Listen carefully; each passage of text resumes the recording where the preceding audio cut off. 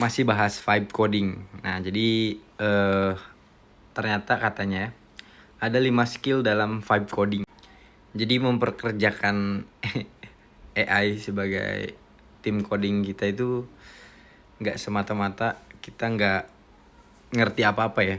Kita juga mesti ngerti ternyata banyak hal ya. Jadi ini ada 5 ya. Dia ada 5 katanya.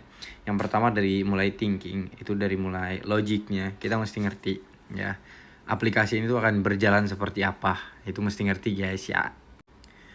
Yang kedua framework, di sini nih ada framework nih katanya, framework. Nah, di framework ini kita mesti ngerti juga kita dibangunnya pakai apa sih ini aplikasi atau website tuh atau web apps tuh dibangunnya pakai apa gitu ya. Entah itu pakai React kah atau semacamnya atau apalah. Itu kita harus ngerti ya. Ya kayak gitu. Jadi bukan semata-mata vibe coding itu ya serahin aja ke AI semua. Bisa aja memang bisa aja, tapi ya masa sih gitulah. Kita bikin project kita nggak tahu teknologi ini pakai apa. Ketiga, checkpoint. Di sini ada checkpoint. Jadi checkpoint ini kalau di AI itu kita mesti ngerti ya katanya hal-hal penting apa aja sih yang kita lakukan dalam vibe coding ini. Misalkan ada perubahan besar atau ada perubahan tertentu di beberapa area gitu ya di dalam aplikasi atau website. Nah, kita harus punya catatan checkpoint apa aja nih perubahan-perubahan ini yang biar kita nanti bisa tetap nge-tracking perubahan-perubahannya itu seperti apa aja sih. Nah, kalau saya itu bikinnya pakai progress.md ya. Jadi saya bikin file markdown progress.md biasanya. Jadi saya kasih rule ke AI-nya kalau saya pakai kursor ya, yang lain bisa. Jadi kasih rule untuk selalu mengupdate setiap pekerjaan di dalam progress.md ini.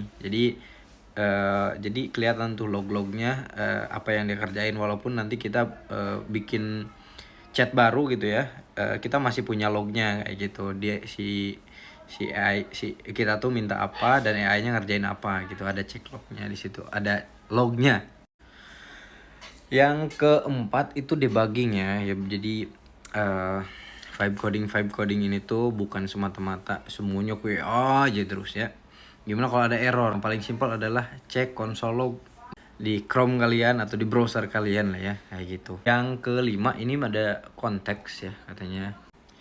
Ya, untuk yang konteks ini merefer ke prompting ya sebenarnya ya. Jadi kita mesti ngerti yang ngejelasinnya ke AI itu seperti apa.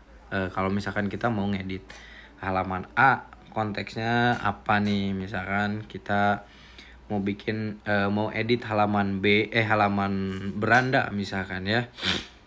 Dalam konteks ya bagian slidernya aja kayak gitu, kita harus jelasin bahwa kita tuh memang permintaan kita hanya untuk slider tersebut aja kayak gitu. Terus di bagian penyiapan project itu kan biasanya ada PRD ya semacamnya. Nah, itu kita harus jelasin juga di situ. Itu salah satunya ya. Ininya sih ke prompting lah ya.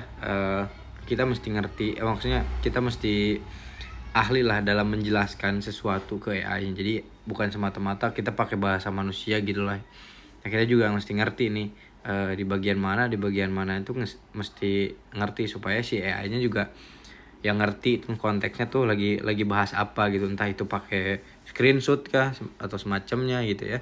Pakai screenshot, pakai blok kodenya misalkan bagian sini gitu, biar dia ngerti. Oke, jadi ini 5 skill ya, skill basicnya. Jadi ada thinking, ada framework, ada checkpoint, ada debugging sama konteks ya, kayak gitu. Jadi jangan lupa follow.